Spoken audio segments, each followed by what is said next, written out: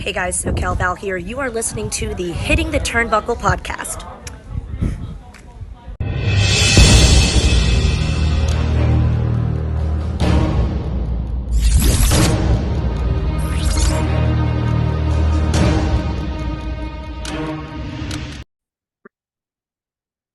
Well, the weather outside is definitely frightful. Welcome everybody back to the Hitting the Turnbuckle channel. I am your host, Adam Cousins, and this is AEW Rampage review show from last week. We're doing some catch up. We are a bit behind.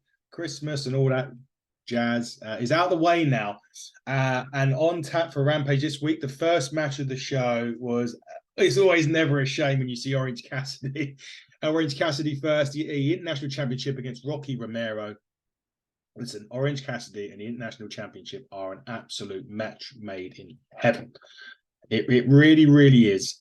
Every time he gets in the ring, it is absolutely brilliant. I love watching Orange Cassidy, especially with these titles, where he's got this championship. Sorry, Rocky Romero really was up for the challenge tonight. They put on a hell of a contest.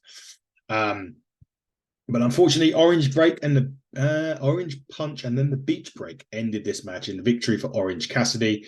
It'd be interesting to see what Trent Beretta does after this and how this affects best friends going forward. Obviously, Roppongi Vice are a team over in Japan, which has Trent and co. So interesting.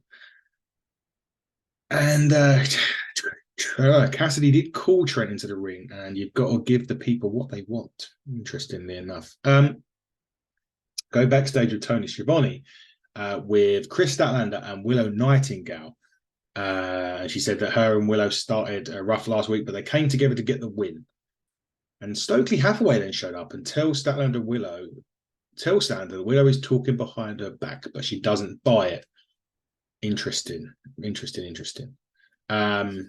About what happens there with that. We were wondering if Willow was going to join the House of Black because she was misted by Julia Hart. Obviously, Skye Blue has kind of allied herself with Julia Hart now, and maybe the House of Black, I don't know. But yeah, interesting with that one. Not sure how that works. But Brian Cage was up next, and he said he must have been a good machine because at Christmas, because he gets Keith Lee on Collision. About to be a hard-hitting contest. And that match on Collision, which myself and Dave Robinson will be reviewing later on, so we can't wait to bring that one to you. The next match on the card was the Hardy Boys and the Kingdom, Matt Taven, Mike Kanellis. Yeah, this felt like there was a lot more to this one, and it should have probably been better than a roll-up. So the Kingdom win with a roll-up on Matt Hardy. It was just, I don't know, man. I just want to see what happens going forward with this. I feel as if they could have done more on this. It was a respectable match. Not sure about the highs. There was this talk recently that Matt and Jeff are both unhappy at AEW, not being booked the way they want to be booked. I don't know. Is it just a wait and see because we know Jeff Hardy's had his problems? Is it to do with that? We just don't know. It's difficult. I would love to see the Hardys. I'm one of the Hardys' biggest fans. But you age. We want no one want to age, but we do age, and unfortunately, that's how it is. Maybe this is a test to make sure Jeff's up for the job, and then they'll go full pelt in 2024. Been a bit disappointed with the Hardys, but we will see. We will definitely see, and then hopefully going forward that will go through. We'll see what happens with the Hardys as 2024 kicks off. Ruby Soho is with. Is with Renee and Angelo Parker. Parker wants to take Ruby out for a drink, but here comes the ultimate cock block in Saraya. She pretends that she needs Ruby and she loves the idea of them getting together, but then calls him a piece of shit. She is definitely a cock blocker, is our Saraya. Love her to death. Great girl. Not quite sure what that's ended up. It feels like we're going to see the end now of, the whole of the Jericho Appreciation Society. Daniel Garcia, excuse me, is looking to definitely move towards bigger and better things going forward for him. Maybe the more of the wrestler side will come out of Daniel Garcia, which is needed. And Matt Menard and Angelo Parker, we're just going to have to wait and see as a team. Will they still be together? Will they go separately? Jake Hager, I have no clue. to be quite honest with you. But yeah, this is an interesting, funny, interesting storyline with Saraya being the cock blocker, and we'll see if that ends the social outcast. Will Ruby Soho end up taking on Saraya at one point? We'll have to see. Speaking of women, next match on the show was Skye Blue and Queen Aminata. I think I got it right, please. She really impressed me, actually. It was a very short match. Before Aminata. It was a really short match. Skye Blue picks up the victory by the TKO, and it locked in the Dragon Sleeper, which I do love the way she does that. And Queen Aminata taps out, but it was a very impressive showing, albeit short. They packed a lot of action into those sort of 4 or 5 minutes, but I want to see more of both of them. Well, we see more of Skye Blue. It's an important match for her coming up on Collision. So I want to see more of Queen Aminata. Maybe that'll be the start of it, because she was really impressive.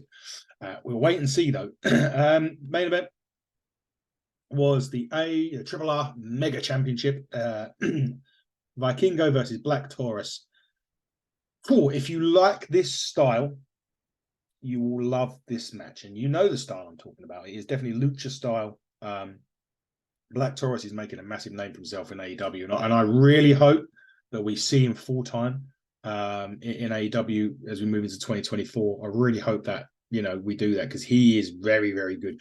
Vikingo continues to wow the fans, whether you like the style or not. And I'm a sort of like not against it, not for it. I'm kind of in the middle with it.